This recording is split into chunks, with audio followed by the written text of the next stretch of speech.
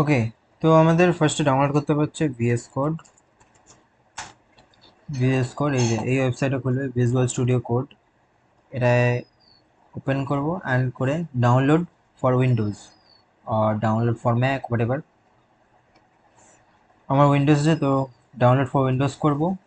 Download for windows করলে এরকম একটা আইকনের ওয়েবসাইট চলে আসবে এখানে। অ্যান্ড আমরা যখন ওপেন করব,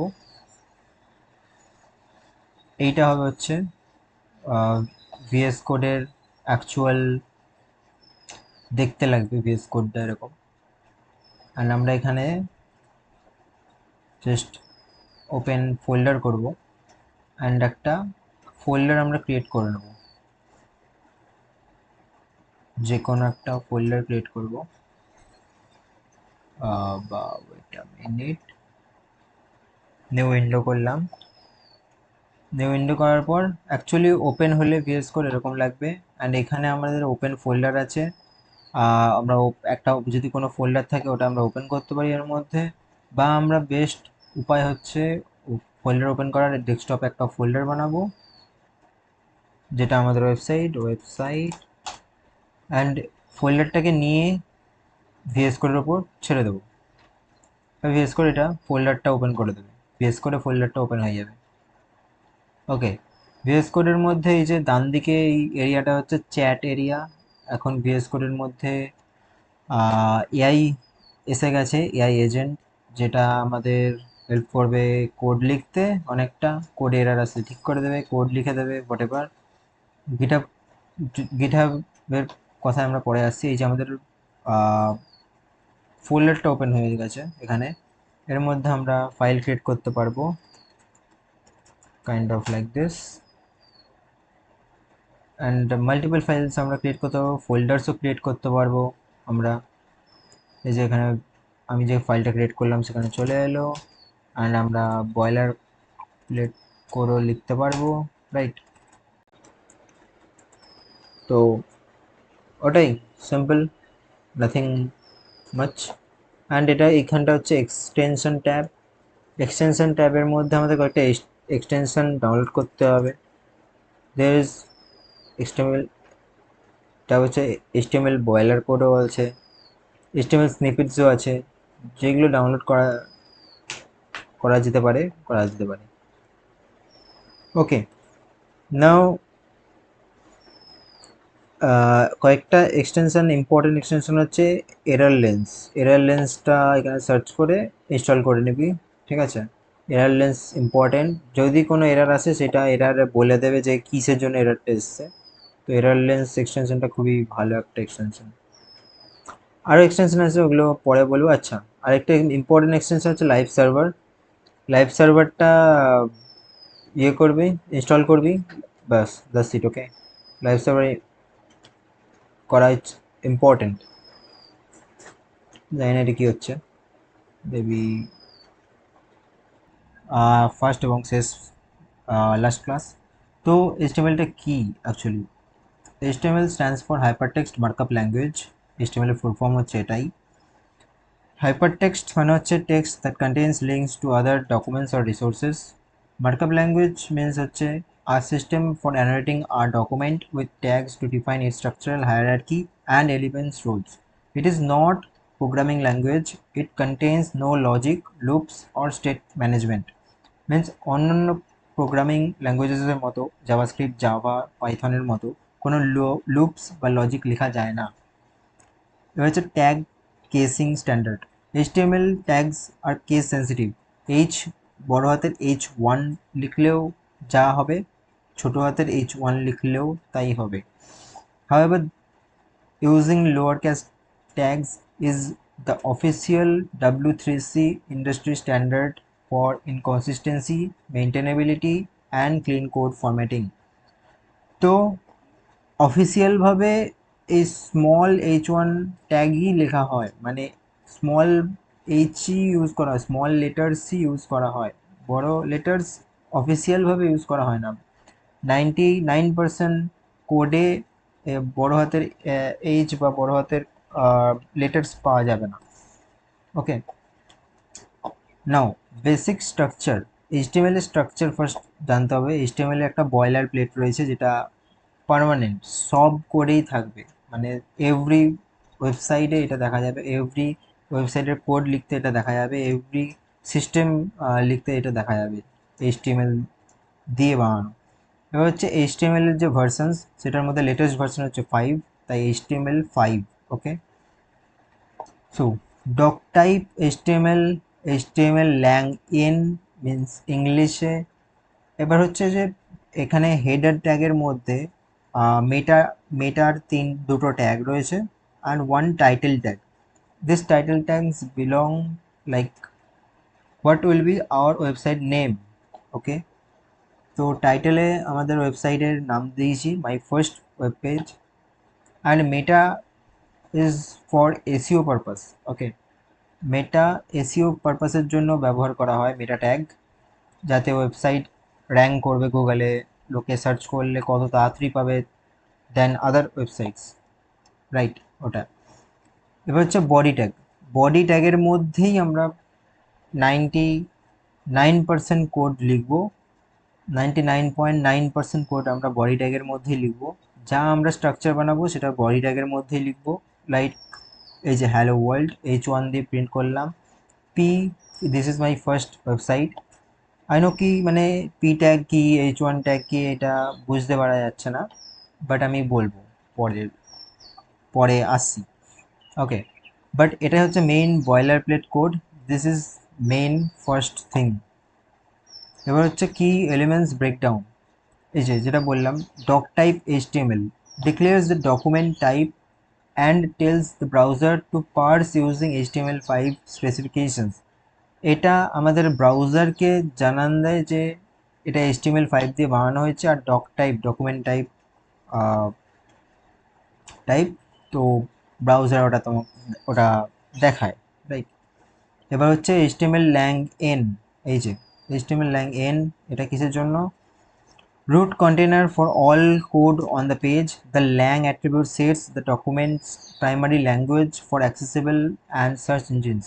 তো ল্যাঙ্গুয়েজটা কি এক্ষেত্রে? EN মানে ইংলিশ, আমরা বেঙ্গলি যদি বানাতে চাই তো বেঙ্গলি লিখবো, হিন্দি হলে হিন্দির, তো হোয়াট এভার। এবার হচ্ছে head tag. Head tag contains documents metadata, character sets, scripts, styles, titles, all over things। Okay, body tag container for all visible elements render on the page। যা স্ক্রিনে ভিজিবল হবে বা রেন্ডার হবে সেইগুলো, যেরকম headings, text, images, videos, contents, সব এই body ট্যাগের মধ্যেই লেখা হবে। এই যে বডি ট্যাগ, এই বডি ট্যাগের মধ্যেই লেখা হবে এইগুলো। এই যা লেখা হবে এই বডি ট্যাগের মধ্যেই লেখা হবে। ভিডিও অ্যাড করতে চাইলে বডি ট্যাগের ভেতরে, ইমেজ অ্যাড করতে চাইলে বডি ট্যাগের ভেতরে। Next, code text elements and formatting হচ্ছে headings, paragraphs and layout breaks. কীভাবে লিখে? ফার্স্ট হেডিং কী করে দেয়? একটা বড় heading like kind of until document এখানে যেরকম আছে, তো ওটা আমরা কী করে দেবো? H1 tag, H1, H2, H3, H4, H5 অনেক আছে, বাট বোল্ড অ্যান্ড বিগ হচ্ছে সব থেকে H1। তো main page title, limit to 1 per page for primary SEO hierarchy, just I just written it। Okay, H2 tag second lowest, H3 is third lowest। Paragraph tag, paragraph tag হচ্ছে P দিয়ে করা হয়।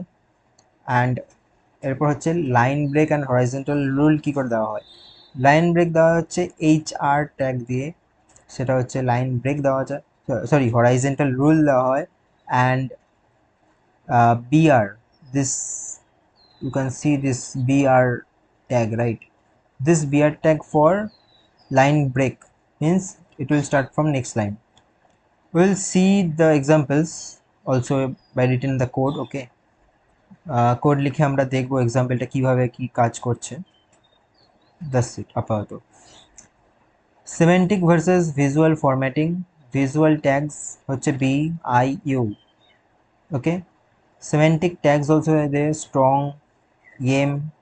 Okay, convey structural meaning and emphasizing, enabling screen readers to adjust inflection and engines to parse importance. Now paragraph ট্যাগের মধ্যে B ট্যাগের মধ্যে আমরা লিখছি বোল্ড টেক্সট। বি ট্যাগ দেওয়া হয় হচ্ছে বোল্ড, টেক্সটটাকে বোল্ড করে লেখার জন্য। তো হচ্ছে কোটেশন বা সাইটেশন অ্যান্ড অ্যানোটেশন কী করে দেওয়া হয়। ব্যাককোটস দিতে গেলে আমরা এরকম ব্যাককোট ট্যাগের মধ্যে লিখব। ইনলাইন কোটেশনগুলো লিখতে গেলে আমরা প্যারাগ্রাফ ট্যাগের মধ্যে কিউ ট্যাগ ইউজ করব, যে কিউ ট্যাগ ইউজ করছি। অ্যাড্রেস লিখতে গেলে অ্যাড্রেস ট্যাগের ভেতরে লিখব, and so on. Hyperlinks and asset parts, এবার হচ্ছে লিঙ্কস আর অ্যাসেটস কীভাবে কাজ করে। যেরকম একটা বাটনে ক্লিক করলে লিঙ্ক ওপেন হয়, রাইট? তো ওগুলো কী করে দেবো? এই ট্যাগের মাধ্যমে। বেসিক হাইপার লিঙ্ক করে দেয় এ ট্যাগের মাধ্যমে লিঙ্ক দেওয়া হয়। এর মধ্যে এ ট্যাগের পর লিখতে হয় রেফ, HREF ইকুয়াল টু ডাবল কোটের মধ্যে লিখবো আমরা আমাদের লিঙ্কটা, https google.com, go to Google, okay, this is the text and this is our link. এবার হচ্ছে open link in our new browser tab. যদি আমরা লিঙ্কে ক্লিক করলে যদি আলাদা একটা ট্যাবে ওপেন করতে চাই, তাহলে ওটা হবে হচ্ছে এ ট্যাগের মধ্যে টার্গেট বলে আরেকটা অ্যাট্রিবিউট আনবো, অ্যান্ড ব্ল্যাঙ্ক, ওকে। এটা ওপেন করে দেবে হচ্ছে গুগলের নিউ একটা ট্যাব। টুল টিপ টাইটেল, এ ট্যাগের মধ্যে আমরা লিখছি লিঙ্কের যা লেখার। টাইটেলের মধ্যে আমরা লিখবো navigates to the Google, okay, done. Media elements,